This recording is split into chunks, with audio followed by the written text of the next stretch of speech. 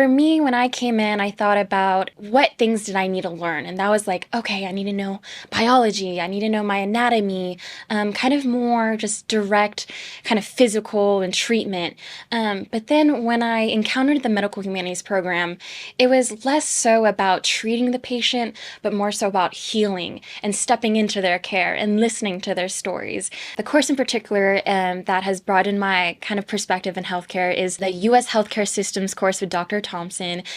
He is not only a professor, but he's also a physician who practices at Waco Family Medicine. And he interfaces with a lot of kind of different populations, specifically the underserved and kind of marginalized population here in Waco. It's been interesting to learn and kind of hear his perspective about the U.S. healthcare system. He was an economics major here at Baylor, so it's interesting to see how he ties that in as well.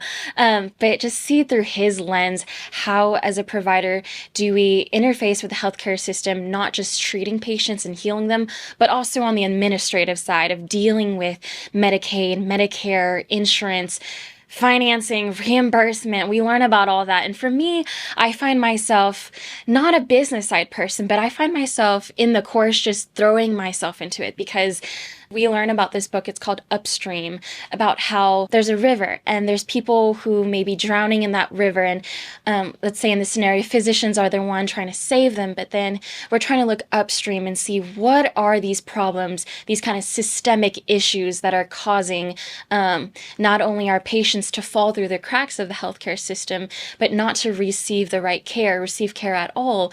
And so in the class, it's bright. I kind of broadened my perspective and kind of led me on the trajectory that I am on to care for these patients who are falling through those cracks.